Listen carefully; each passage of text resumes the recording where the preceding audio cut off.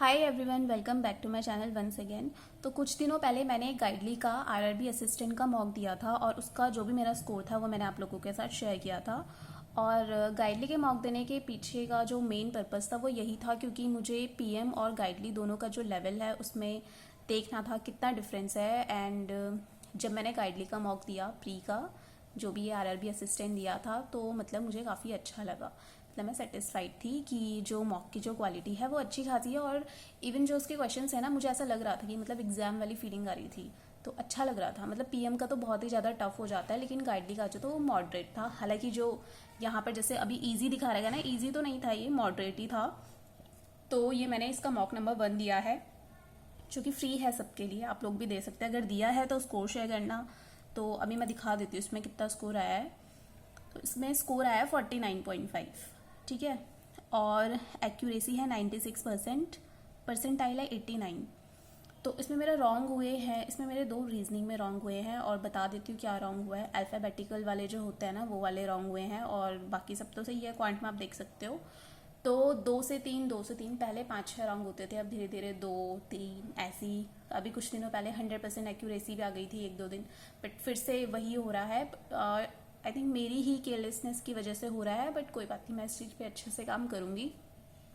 ये तो मैंने दिया ही था लेकिन मैंने प्रैक्टिस मॉक का भी दिया था। अभी हुआ क्या है, प्रैक्टिस मॉक ने अपना पूरा इंटरफेस चेंज कर दिया है। मैंने उसके पीओ के भी और क्लर्क के भी अराउंड 11 मॉक दे दिए थे। 11 मॉक मैंने दोनों के कंप्लीट कर लिए थे। लेकिन अभी जब मैंने दोबारा जाकर चेक किया, पहले तो वो इंटरफेस मुझे समझ ही नहीं आ रहा था, इतना न्यू सा। फिर मैंने देखा तो मॉक नंबर 4 तक ही सबमिटेड दिखा रहा है, वहीं तक मेरा स्कोर दिखा रहा है।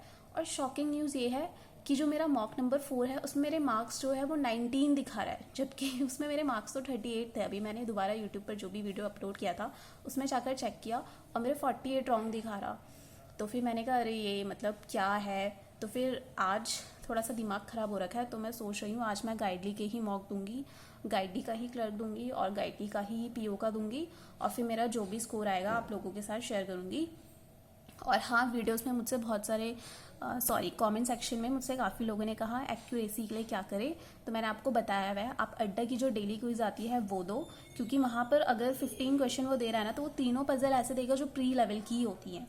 तो आपकी एक्यूरेसी वहाँ से बन सकती है। वो अप्रॉक्सीमेशन मिलेगा आपको वहाँ पे, calculation, missing series, wrong number series, DI easy level की। तो जब आप प्रैक्टिस करोगे ना धीरे धीरे आपकी जो एक्यूरेसी है वो अच्छी खासी हो जाएगी। और इसका कोई मुझे दूसरा सब्स्टिट्यूट नहीं लगता मेहनत प्रैक्टिस के अलावा। एंड हाँ, बस यही सारी चीज़ें हैं। हाँ, और जैसे मैंने कहा था मैं कुछ शॉर्ट ट्रिक्स बताऊंगी, तो ठीक है मैं वो भी बताऊंगी, अल्फा न्यूमेरिक का बताऊंगी। और मतलब एक मिक्सअप वीडियो होगा वो, तो उसी में आप लोग देखना उसे। और एक्यूरेसी के लिए एक चीज़ और है, जब आप कोई भी जैसे मान लो कैलकुलेशन है, ठीक है, कोई भी सिंप्लीफिकेशन का सम है। अभी जल्दबाजी में क्या होता है, 12 4 जो 48 होता है मानकर चलो, लेकिन जल्दबाजी में ना आई डोंट नो ये मेरे साथ होता है या किसी और के साथ भी होता है, तो 12 4 जो 48 को ना कोई कोई 12 5 जो 60 कर लेगा, ठीक है। तो ऐसी ऐसी कैलकुलेशन मिस्टेक होती है। हालांकि जो क्वेश्चन होते हैं वो बहुत इजी होते हैं, सबके लिए डुएबल होते हैं, लेकिन वही होता है हड़बड़ाहट में ना हम 4 को 5 रीड कर लेते हैं, 6 को 7 रीड कर लेते हैं और इस वजह से हमारी जो मिस्टेक होती है, जो सिली मिस्टेक्स होती है वो होती हैं। तो इस चीज़ पे हमें काम करना है। और जैसे कि मेरा क्वांट में बहुत इंप्रूवमेंट हो गया है पहले से। अगर मैं आपको अपने मार्क्स बताऊं, जब मैंने पहला पहला आरआरबी दिया था ना, तो फर्स्ट टाइम जो मेरे मार्क्स आए थे ना 80 में से, वो मेरे 29 मार्क्स थे जब मैंने पहली बार आरआरबी का दिया था, आरआरबी क्लर्क का वो भी, ठीक है। पीओ का तो मैं बताऊंगी पीओ में मेरे साथ हुआ क्या था। और बस यही था। तो फिर लास्ट ईयर जब मैंने आरआरबी पीओ का दिया तो मेरे 60s में मार्क थे, 66 67 ऐसे ही कुछ थे। तो यही है, प्रैक्टिस ही है, प्रैक्टिस ही करो, प्रैक्टिस से ही सब कुछ होता है। और मेरे को तो काफ़ी टाइम हो गया लेकिन मैं फिर भी कर रही हूँ, क्यों? क्योंकि मुझे बैंक का जॉब चाहिए, ठीक है। और हाँ, एक चीज़ और है, मैंने ना आजकल देखा है यूट्यूब पे बहुत सारे लोग कहते हैं कि उनका जो एग्ज़ाम होगा 1 साल में क्लियर हो गया, 6 महीने में क्लियर हो गया। तो आप उन लोगों को देखा करो, लेकिन उनकी जो बातें होती है ना, इतना ज़्यादा अपने दिमाग पे मत ले लिया करो कि इनका 1 साल में क्लियर हुआ है तो मेरा क्यों नहीं हो रहा है। सबका 1 साल में क्लियर नहीं होता, सबका 6 महीने में क्लियर नहीं होता। ये 6 महीने वाले, 1 साल वाले आपको बहुत कम मिलेंगे और जिन्हें बहुत ज़्यादा टाइम हो गया वो आपको ज़्यादा मिलेंगे।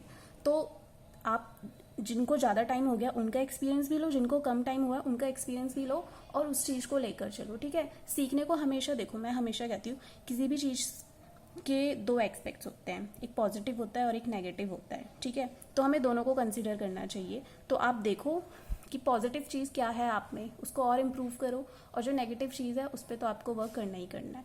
नेगेटिव में यही आ गया, डिस्ट्रैक्शन हो गई, और छोटी छोटी बात में मतलब स्ट्रेस ले लेना, ये सब। तो इन सब चीज़ों से आपको बचना चाहिए।